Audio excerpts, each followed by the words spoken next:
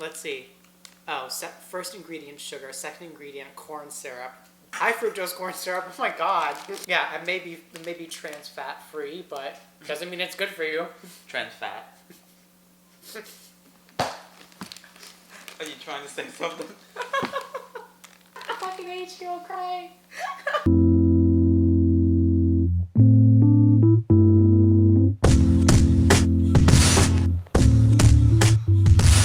So Julia, tell us about your experience.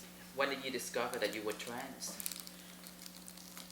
You know, a part of me had always known that I was different, but I'm from a small town in Vermont, and you know, I was the only openly, gay man when I was living home.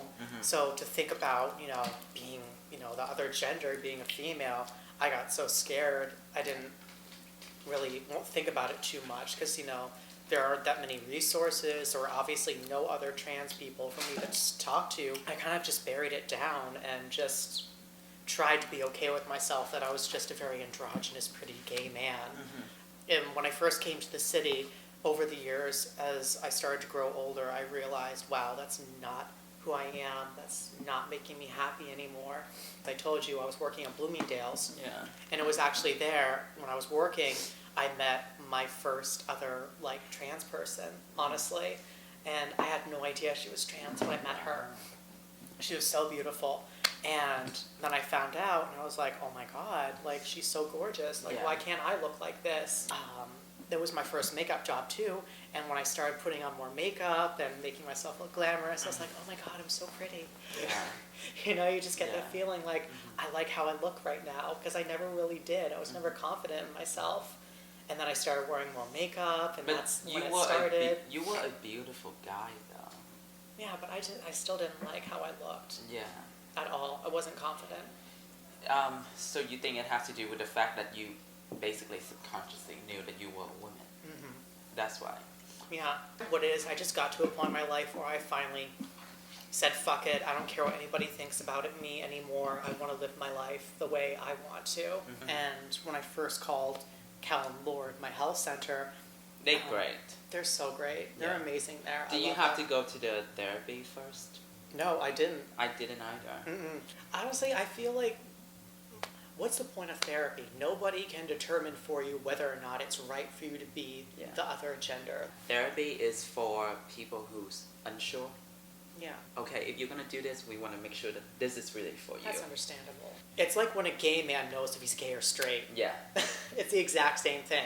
The only thing that's different between us is that we didn't have resources. There was only gay or straight. Yeah. I remember, I saw trans women before, and I was like, oh, good for you.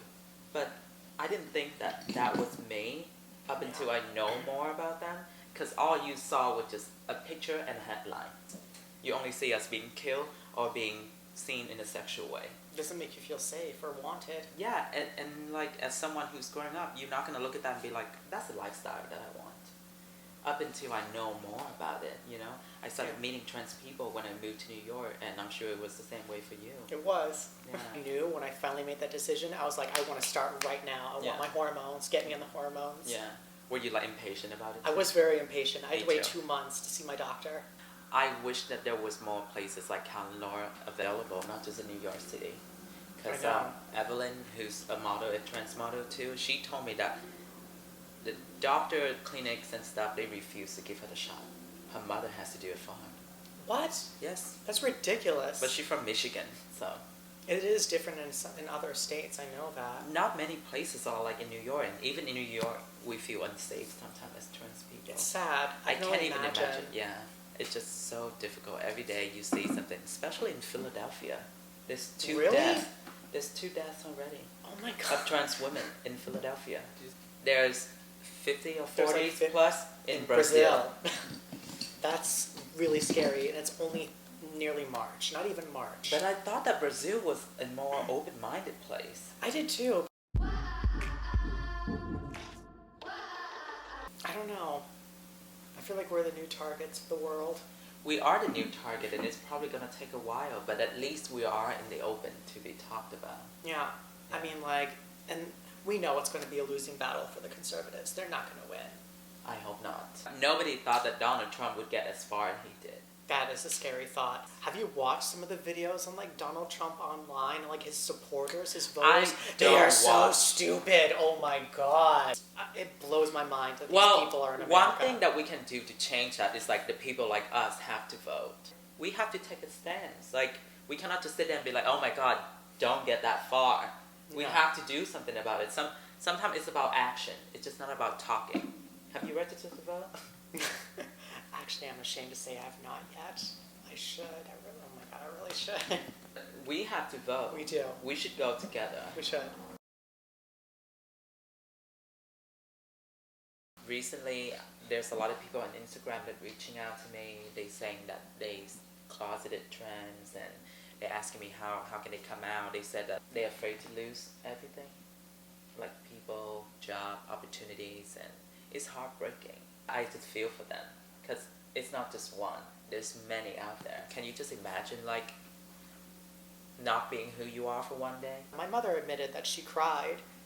I think every parent cries. Every parent cries. Yeah. Not because she was losing her son, but she still loved me. She just wants me to be happy.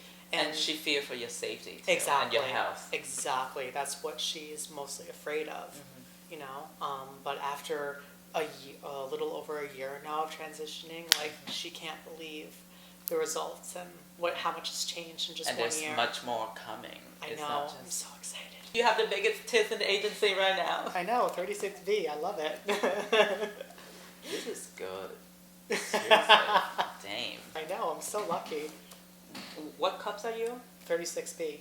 34B. You're a B? Yeah. Oh yeah. Yeah. I was actually really impressed with this one guy I met up with one night.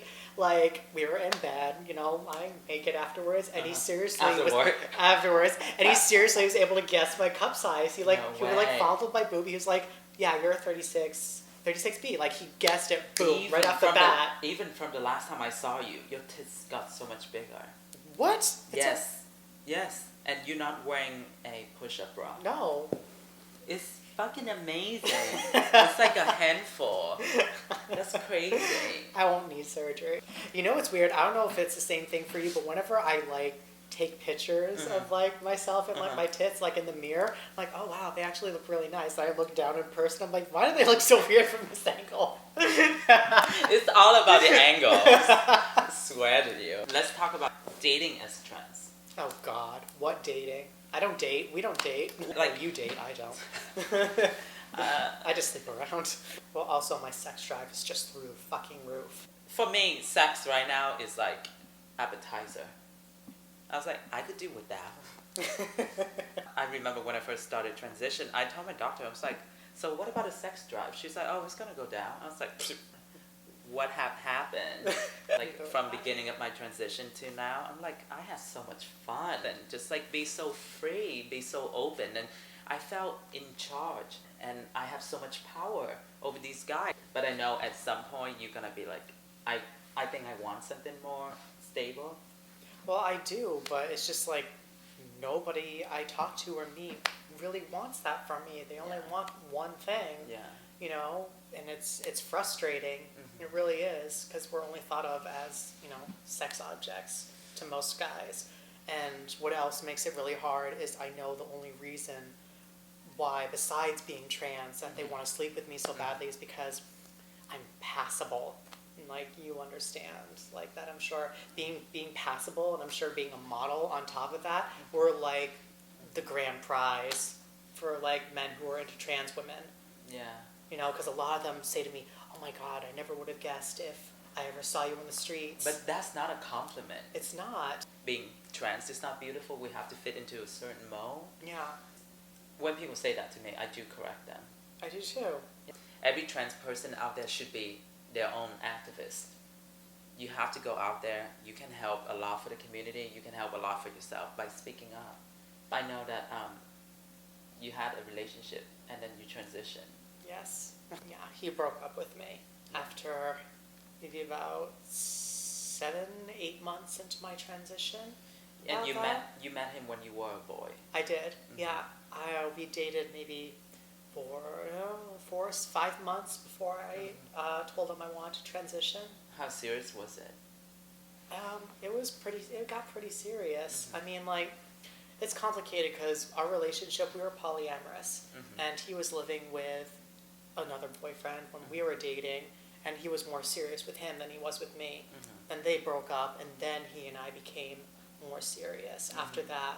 And what happened was we were dating for a few months, and you'll find this really cute and sweet. The night I told him I wanted to transition was the first night we said I love you to each other. No way. Yeah. Who said it first? I did, and then he said it back. And then you said, but I want to transition? No, I told him I wanted to transition first. Oh. And he was totally supportive, not surprised, wanted to be there for me, and I started crying, and, I couldn't help it, because that's not the reaction I was expecting. Yeah. And, then I told him, is this a wrong time to tell you that I love you? And he's like, no, because I love you too. And it's just like, oh my God, it makes me miss him so much. Well, you have us now. You said he was supportive, though. He's very supportive, and he stayed with me as long as he could.